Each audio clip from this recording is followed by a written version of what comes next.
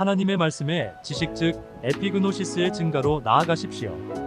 이로써 우리도 듣던 날부터 너희를 위하여 기도하기를 그치지 아니하고 구하노니 너희로 하여금 모든 신령한 지혜와 총명의 하나님의 뜻을 아는 것으로 채우게 하시고 굳게 합당하게 행하여 범사에 기쁘시게 하고 모든 선한 일에 열매를 맺게 하시며 하나님을 아는 것에 자라게 하시고. 골로새서 1장 9절에서 10절 말씀. 아멘. 방금 우리가 읽은 구절은 사도 바울을 통한 교회를 향한 성령님의 기도입니다.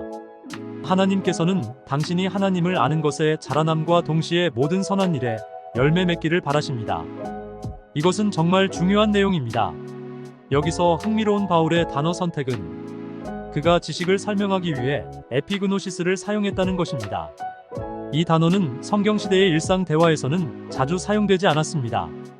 흥미롭게도 베드로가 그의 두 번째 서신에서만 이 단어를 사용했으며 바울의 메시지에 영향을 받은 것으로 짐작할 수 있습니다. 에피그노시스는 정확하고 옳은 지식을 의미합니다. 에피그노시스의 능력은 알고 있는 바를 삶과 연결짓는 능력입니다. 에피그노시스는 친밀함을 동반한 지식입니다. 바울은 유대인들이 일반적으로 잘 알지 못했던 이 지식을 소개했습니다. 그들은 율법을 암기하는 것에 초점을 맞추었습니다. 율법을 읽고 소화하고 반복하는 것이었습니다. 그러나 하나님은 그 이상을 원하셨습니다. 하나님께서는 그들이 그분에 대해 단순히 머리로만 아는 것이 아니라 그분에 대한 에피그노시스를 갖기 원하셨습니다.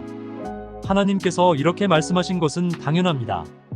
이 백성이 입으로는 나를 가까이하며 입술로는 나를 공경하나 그들의 마음은 내게서 멀리 떠났나니라고 이사야 29장 13절에서 말씀하셨고, 주 예수님께서는 마태복음 15장 8절에서 같은 말씀을 반복하셨습니다.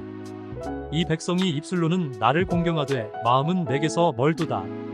구약의 백성들은 율법의 모든 세부 사항이나 내용을 암송할 수 있음에도 불구하고 실제적인 관계성이 없었습니다.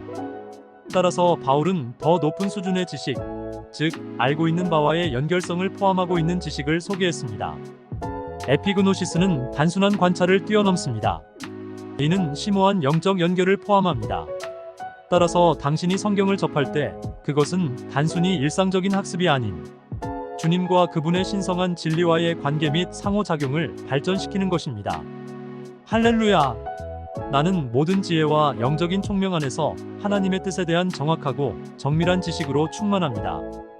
그분에 대한 나의 에피그노시스가 증가하고 내가 그 능력을 경험할수록 나는 그분께 합당하게 행하고 모든 면에서 그분을 기쁘시게 하고 모든 선한 일에서 열매 맺습니다. 예수 이름으로 기도합니다. 아멘. 참고 성경 베드로후서 1장 2절에서 3절, 베드로후서 3장 18절을 참고하세요. 예수님은 진리를 알지니 진리가 너희를 자유롭게 하리라라고 요한복음 8장 32절에서 말씀하셨습니다. 그리고 또한 그들을 진리로 거룩하게 하옵소서. 아버지의 말씀은 진리니이다라고 요한복음 17장 17절에서 진리에 대하여 이끌어 주셨습니다. 거듭난 모든 자는 이 진리를 가져야만 합니다. 호세아 선지자가 권면한 내 백성이 지식이 없으므로 망하는도다라고 호세아 4장 6절 말씀에서 말씀이 지식 즉 진리가 없으면 큰일임을 가르쳐줍니다. 골로새서 3장 16절로 17절에서 바울 사도는 그리스도의 말씀이 너희 속에 풍성히 거하여 모든 지혜로 피차 가르치며 권면하고 시와 찬송과 신령한 노래를 부르며 감사하는 마음으로 하나님을 찬양하고 또 무엇을 하든지 말에나 일에나 다 주 예수의 이름으로 하고 그를 힘입어 하나님 아버지께 감사하라라고 선포하며 신앙인들이 가야 할 바를 명확하게 제시합니다. 당신은 하나님의 말씀에 대한 지식을 얼마나 가지고 있습니까? 과연 그리스도의 말씀이 당신 속에 풍성히 거합니까? 기름 부어진 말씀이 당신의 삶을 이끌어주고 있습니까? 이것이 그리스도인들의 삶의 질을 판가름한다는 사실을 알고 있습니까? 내가 말씀의 중요성을 몰랐을 때는 나의 입의 말이 잘못된 방향으로 흘러가더라도 나는 방관할 수밖에 없었습니다. 주님은 내 입의 말로 내가 얽혔으며 내 입의 말로 인하여 잡히게 되었느니라라고 잠언 6장 2절에서 경고하셨습니다. 내 잘못된 말들이 내 삶을 이끌어감에도 불구하고 나는 에피그노시스, 즉 정확하고 올바른 지식이 없었으므로 실패와 패배의 말을 마구마구 쏟아냈었습니다. 하지만 말의 중요성을 깨달은 20여 년 전 나는 내 속에 하나님의 말씀을 끊임없이 불어넣었었습니다. 말씀의 중요성을 깨달은 그 지식을 따라 내 심령에 하나님의 말씀을 가득 채우려 노력했고 내 입의 말을 하나님의 말씀으로 대체하였으며 말씀과 일치되는 말들을 말하고 생각하고 행동하는데 최선을 다하였습니다. 이제 나는 내 입의 말을 항상 하나님의 말씀으로 진단합니다. 언제나 하나님의 말씀이 나의 입과 생각과 행동이 되도록 최선을 다합니다. 이 글을 읽는 당신이 그리스도인들이라면 이 진리를 따라야만 합니다.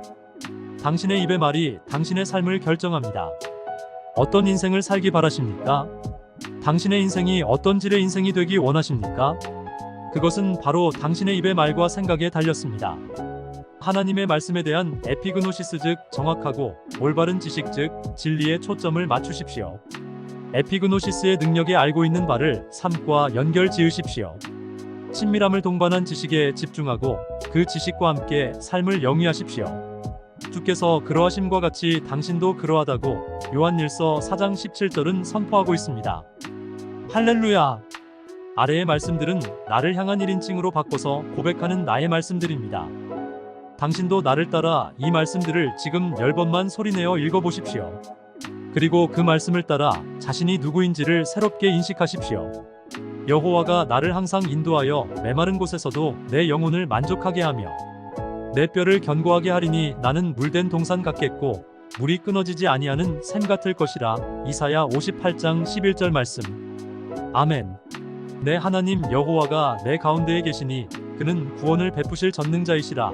그가 나로 말미암아 기쁨을 이기지 못하시며 나를 잠잠히 사랑하시며 나로 말미암아 즐거이 부르며 기뻐하시리라 하리라. 스바냐 3장 17절 말씀. 아멘. 하나님이 당신을 생각하는 것처럼 당신의 생각을 하나님의 생각과 일치시키십시오. 하나님이 당신을 창조하신 뜻대로 당신도 그분의 뜻을 따르십시오. 당신의 입의 말이 당신의 생각의 그림이 당신의 행동이 말씀과 일치되면 될수록 당신은 하늘에 속한 모든 신령한 복을 누리는 빈도수가 많아지고 커집니다. 하나님이 말씀으로 온 우주 만물을 창조하신 것처럼 당신도 그분의 형상과 모양을 따라 창조되었으므로 당신의 삶을 하나님의 말씀으로 재창조하고 재정립할 수 있습니다. 그것이 바로 예수님이 당신을 위해 십자가에서 죽으시고 장사되시고 당신과 함께 부활하신 이유입니다.